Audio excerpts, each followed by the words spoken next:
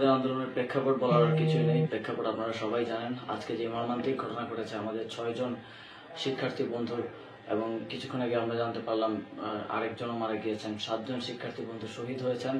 তাদের অপরাধ কি ছিল?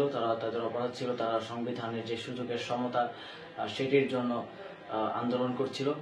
আমরা স্পষ্টভাবে বলতে চাই, আমাদের এই ভাইদের রক্তের মূল্য যারা এই ঘটনা ঘটিয়েছে তাদেরকে অবশ্যই দিতে হবে, এবং ইতিমধ্যেই তারা সেটা দেওয়া শুরু করেছে। আপনারা জানেন, ঢাকা বিশ্ববিদ্যালয়ের হলগুলোতে শিক্ষার্থীরা স্বতঃস্ফূর্তভাবে এসব সন্ত্রাসীদের বিরুদ্ধে রেজিস্ট্যান্স গড়ে তুলেছে। কিছুক্ষণ আগে আমরা জানতে পারলাম রোকেয়া হল থেকেও সকল ছাত্রলীগ পরিচয়ধারী শিক্ষার্থীকে বের করে দেওয়া হয়েছে, এবং শিক্ষার্থীরা রোকেয়া হলকে একটি অরাজনৈতিক হল হিসেবে ঘোষণা করেছেন। এবং ঢাকা বিশ্ববিদ্যালয়ের আরো 3টি সায়েন্সের যে হলগুলো আছে সেগুলো থেকে গতকালকেই ছাত্রলীগকে দূরীভূত করা হয়েছে। জাহাঙ্গীরনগর বিশ্ববিদ্যালয়ে গতকাল পুরো রাত লড়াই করে ছাত্রলীগকে সেখান থেকে বিতাড়িত করেছে।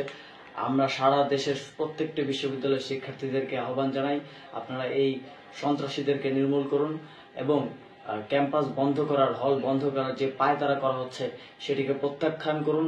আপনারা সবাই হলে অবস্থান করবেন, কেউ হল ত্যাগ করবেন না, কারণ হল ত্যাগ করলেই শিক্ষার্থীদের উপর শুরু হবে ক্র্যাকডাউন, এবং আমাদের আন্দোলনকে নস্যাৎ করার একটি বাজে পরিকল্পনা ছক কষা হচ্ছে।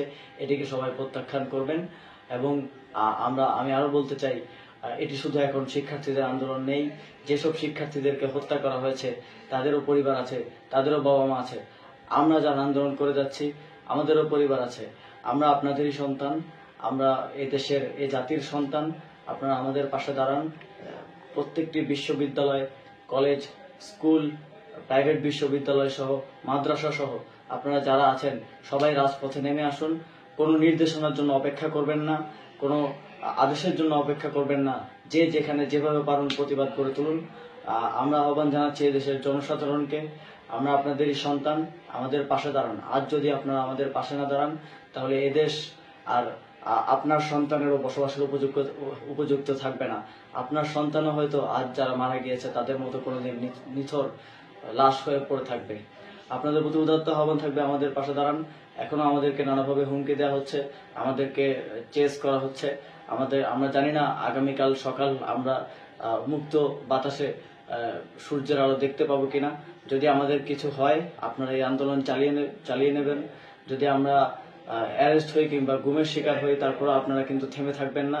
এই আন্দোলন শুধু এখন আমাদের উপর নির্ভর করছে না, এই আন্দোলন সারা দেশে ছড়িয়ে পড়েছে। আপনারা এটাকে আরো ছড়িয়ে দিন।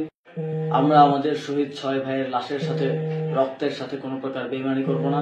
তাদের সম্মানে আগামীকাল দুপুর 2টায় বাদ জোহর আমরা ঢাকা বিশ্ববিদ্যালয়ের রাজু ভাস্কর্যের পাদদেশে গায়েবানা জানাজা ও কফিন মিছিলের আয়োজন করছি। ঢাকায় যে যেখানে আছেন, যেখান থেকে আমাদেরকে সমর্থন করছেন, সকলকে আমাদের শহীদ ভাইদের প্রতি সম্মান জানাতে সেই গায়েবানা জানাজায় আসার আহ্বান করছি।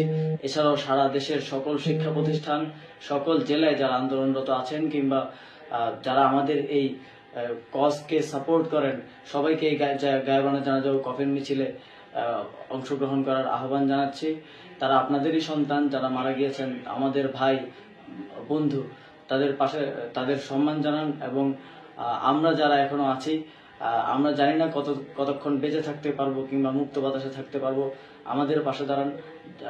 আমি আপনাদের সাথে কথা বলছি, তখনও কোনো না কোনো বিশ্ববিদ্যালয়ে, কোনো না কোনো হলে হামলা চালানো হচ্ছে।